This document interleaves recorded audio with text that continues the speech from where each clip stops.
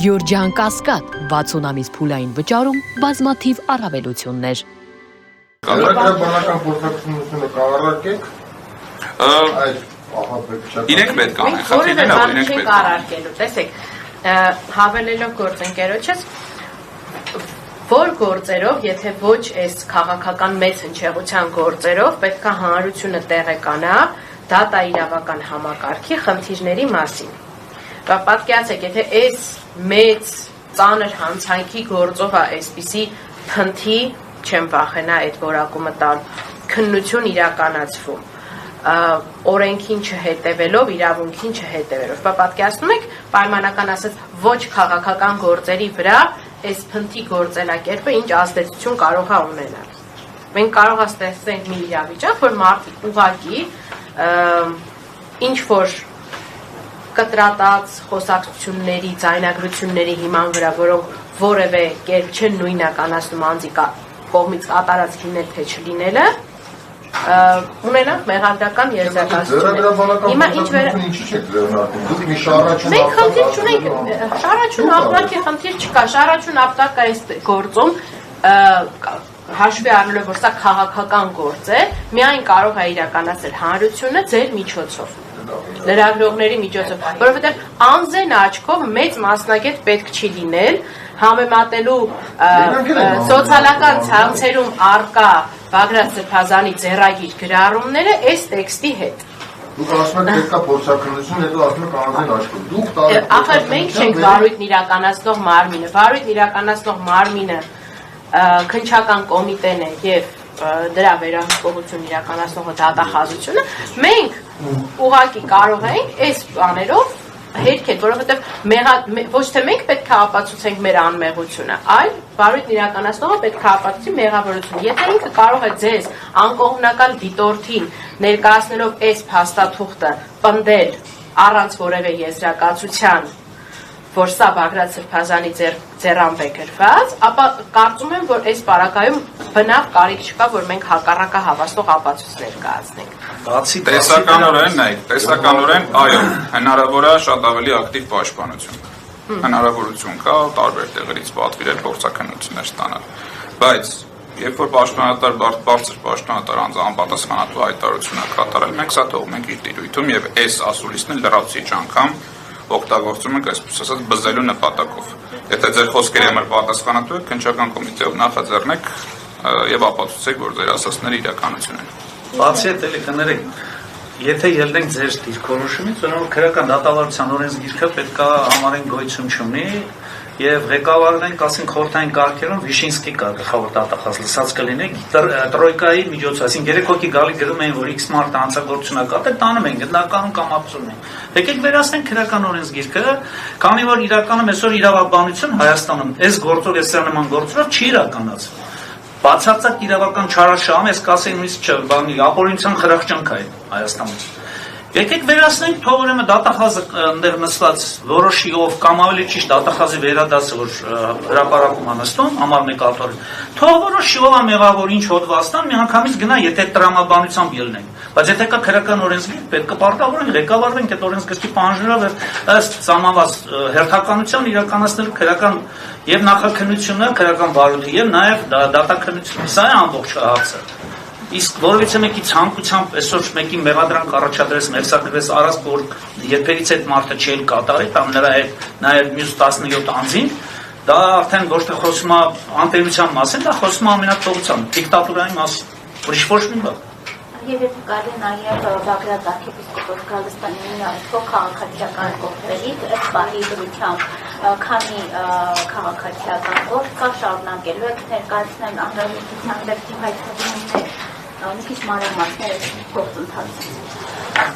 Մենք նախորդ փուլում, եթե չեմ սխալվում, 13 հայց ենք ներկայացրել տարբեր գործիչների զրպարտությունների եւ վիրավորանքների դեմ, եթե չեմ սխալվում, ունենք 4 մերժված հայց, մյուսները ընթացքում են։ 13 13-ն քվական պատգամավոր ունա։ Պատգամավորներ, տարբեր արբանյակներ, Պետրոս Ղազարյան եւ այլն։ Հետաքրքիրն այն է, որ բոլոր այս անձինք ովքեր գալիս են դատարանում պաշտպանություն փնտրելու,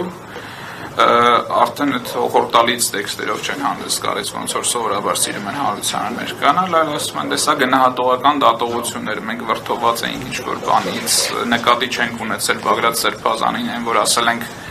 Սերբազանի շրջապատը նկատի չենք ունեցել Սերբազանին, որ ասել ենք վեղար հակած նկատի ենք ունեցել Սարգսակին, որ ասել ենք հոգևորական, այնտեղ մի քանի հոգևորական կար, մենք ում նկատի ունենք եւ այլն, այսինքն Զղջալու հարցը չի, չգիտեմ գերական հայերենով այդ բառը իրականում ոնց ձևակերպեմ, ներողություն եմ խնդրում, կրոդիտ են ելնում ամեն հնարավոր ձևերով իրենց ասածներից։ Ցավալին այն է, իհարկե այդ ամեն ինչ ակնկալվում էր, բայց ցավալին այն է, որ մեր դատական ատյանները շատ այս ճնշումների ազդեցության տակ չունեն այդ համարձակությունը իրենց անունով կոչելու, նույնիսկ դատական ակտ ունենք, որի ամբողջական տեքստը ասում է համաձայնվում է մեր դիրքորոշման հետ, վերջում ասում է, բայց ամեն դեպքում այցը մերժ է։ Եվ դրանք բնականաբար բողոքարկում են վերականգնիչ պրոցեսում։ Արայիկ Հարությունյան,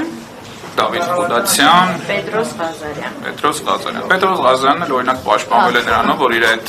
վիրավորական եւ գռեիկ արտահայտությունները ինքը արել է որպես պրոֆեսիոնալ լրագրող, որոշակի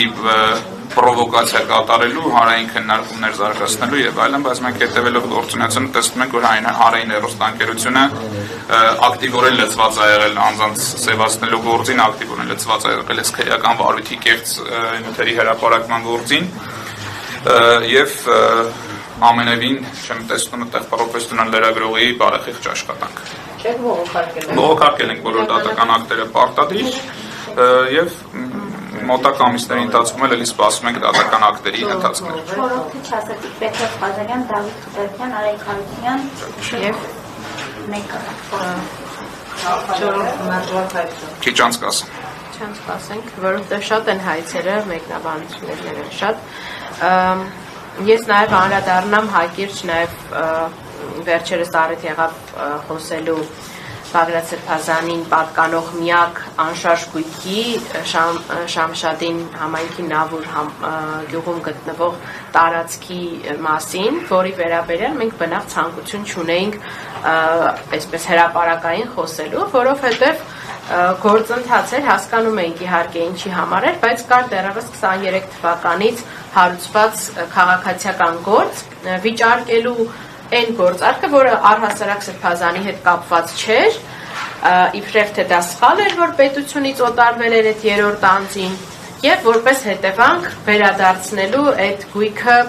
Սրբազանին։ Բնականաբար այստեղ մենք որպես բարեխիղճ ձեռքբերող էինք հանդես գալիս եւ դատախազությունն էլ երբևէ չէր վիճարկում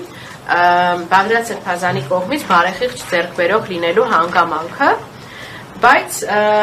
ուղղակի կարճ ճանապարհով գնալով եւ այդ հարցը լուծելով հայցային վաղեմության կառուցակարգերով այդ հայցը մերժվեց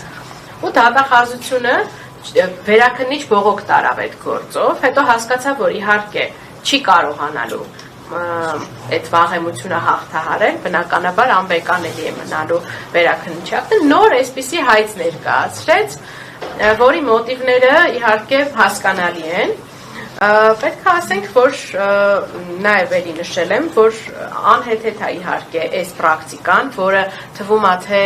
պետք է մենակ քաղաքական շրջանակներին առնչվի, բայց ինքը ներթափանցում է մենք նաև տեսանք ոչ միայն քրեական արդարադատության ոլորտ, այլ նաև այս զրպարտության վիրավորանքի գործերով նաև ազդում է հասարակ քաղաքացիական դատարանների վրա, նաև հիմա արդեն հակակոռուպցիոն դատարանի վրա, որտեղ որ մենք տեսնենք, որ առհասարակ մարդու սեփականության իրավունքը պաշտպանված չի։ Ինքը չի կարող իր ազդեցությունը չունենալ հասարակ քաղաքացու վրա։